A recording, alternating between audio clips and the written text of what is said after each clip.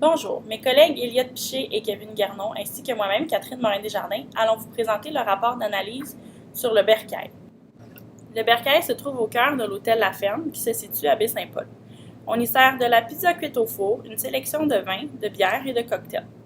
La clientèle est composée majoritairement de clients de l'hôtel et des gens de la région.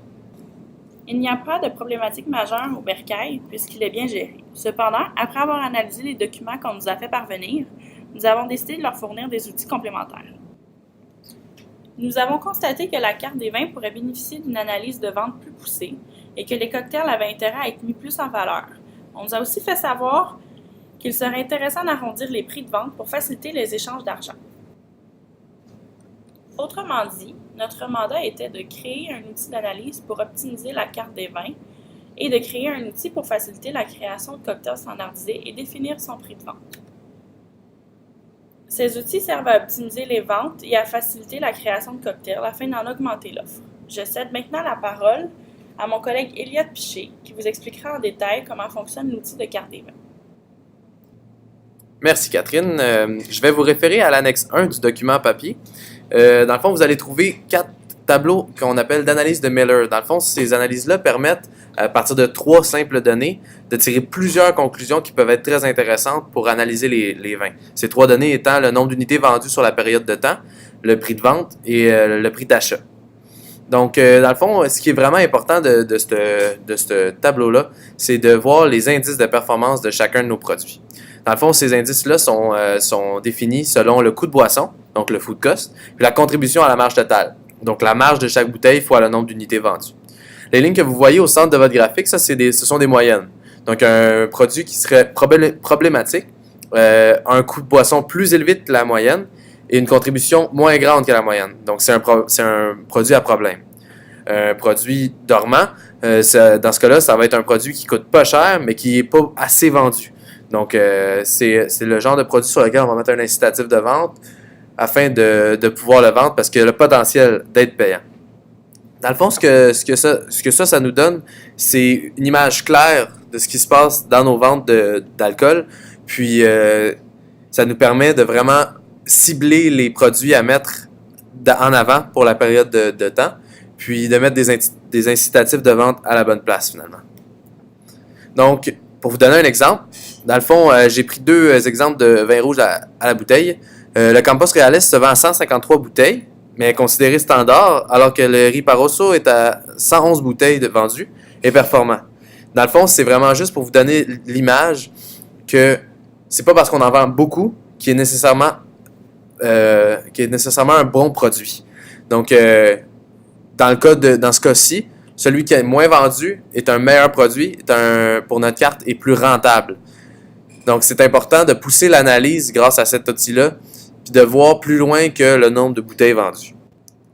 Non seulement c'est un outil d'analyse très pertinent, c'est aussi un outil qu'on peut utiliser pour faire de l'extrapolation. Disons qu'on prévoit changer le prix d'un vin au verre, ou encore qu'il y a une bouteille qui va augmenter de prix ou des trucs comme ça.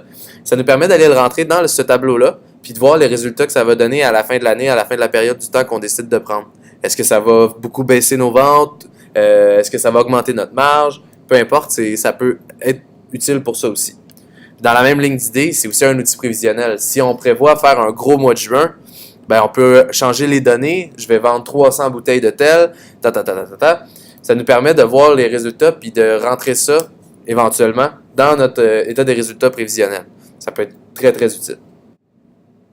Donc, après avoir fait l'analyse des ventes de vin pour l'année 2014 en date de mi-novembre, 2 recommandations sautent aux yeux. D'abord, faire cet exercice-là d'analyse de Miller périodiquement, en le faisant de manière routinière, selon des périodes de temps déterminées. On s'évite d'avoir des produits qui vont dormir, de l'argent qui stagne finalement. On s'évite évidemment aussi d'avoir, à la fin de l'année, des produits qui se sont vendus à 25 bouteilles et d'autres à 150. Cet outil-là nous permet donc d'avoir vraiment une mainmise sur les ventes d'alcool, puis d'avoir un contrôle surtout. Ensuite de ça, ça va prendre une politique de fixation des prix définie et à laquelle on se colle. Présentement, il y en a une, mais en analysant les résultats, on voit bien que c'est pas bien respecté. Puis d'un point de vue du consommateur, on se demande où est la cohérence dans la fixation des prix. Ça prend une politique définie, fiable, puis qu'on va respecter surtout. Donc, je cède la parole à mon collègue Kevin Garnon pour l'outil de création et de fixation des prix des cocktails. Merci Elliot. En effet, j'ai été responsable de l'outil cocktail. Alors, l'outil des cocktails a pour but de faciliter la création de nouveaux cocktails et déterminer leur prix de vente. Je vais vous montrer ce à quoi ressemble l'outil. Alors, premièrement, vous allez voir, vous avez une section commande et SAQ. Vous n'avez qu'à rentrer la date et vous avez déjà toutes vos bouteilles en stock qui sont affichées là avec leur code SAQ, leur prix par bouteille et leur format. Il ne vous reste qu'à rentrer le nombre de bouteilles. De cela, vous allez avoir le prix que chaque bouteille va vous coûter. Et dans le bas du tableau, vous allez avoir le nombre de bouteilles que la commande inclut, ainsi que le prix total. Vous avez une section alcool qui regroupe les mêmes bouteilles, leur même code SAQ, leur prix, ainsi que leur format pour déterminer leur prix unitaire.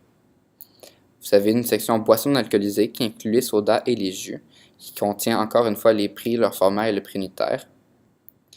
Et vous avez une section cocktail, ingrédients de cocktail, pardonnez-moi, qui inclut les herbes, les fruits, les garnitures et les décorations. Pour créer des cocktails, vous avez une section fiche cocktail qui inclut déjà tous les cocktails que vous aviez en stock, ainsi qu'une fiche vierge.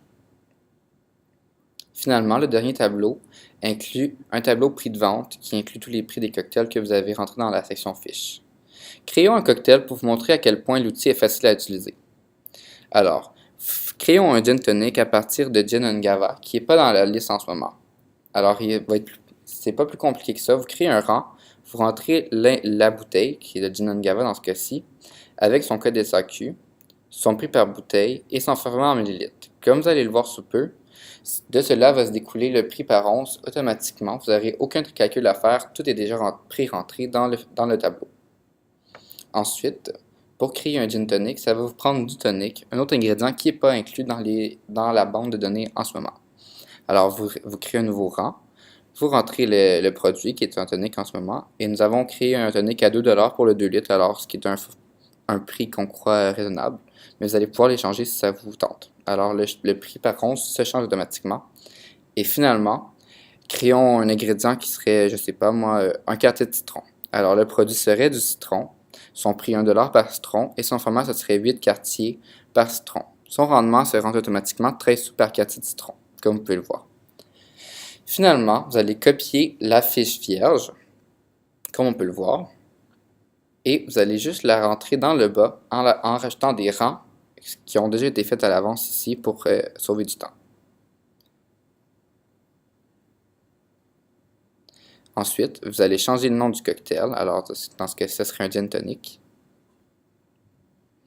Et là, vous allez créer le cocktail. Vous allez faire égal dans la section alcool et vous allez sectionner l'alcool dans le tableau alcool. Alors, le gin cava. Et vous avez qu'à rentrer le nombre d'onces que vous voulez et le prix se calcule tout seul.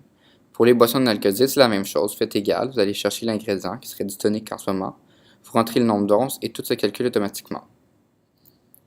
Ça en va de même pour les ingrédients du cocktail. Alors, si on vous a décoré d'un quartier de citron, alors on irait sélectionner citron, on rentrerait un quartier et son prix se rentrerait automatiquement pour savoir le prix total, le prix brut du cocktail, combien ça vous coûte. Finalement, la dernière étape à faire serait de rajouter un rang dans la dernière tableau prix de vente de cocktail, faire égal dans le cocktail et chercher le titre dans la grille précédente et tout se calcule tout seul. Vous avez le prix brut, son prix net avec les taxes. Alors les taxes peuvent se changer dans l'encadré. Le prix de vente avec le facteur des multiplicateurs qu'on a. Alors en ce moment c'est 3, mais vous pouvez changer pour 4 pour avoir un food cost de 20% par exemple. Et vous nous avez fait part que vous voudriez avoir des prix de vente arrondis. Alors on a créé un outil qui peut le faire. Alors en ce moment les prix de vente sont arrondis au dollar près. On pourrait les arrondir par exemple au 50 sous près. Vous avez qu'à aller chercher dans le décimal du prix arrondi, vous effacez le 1 et vous rentrez 0,5. Alors ce que ça fait, c'est que ça va arrondir tous les prix des cocktails au 50 sous près, mais à la hausse. Alors vos prix de vente sont respectés avec le facteur des multiplicateurs, dis-je bien, mais à la hausse.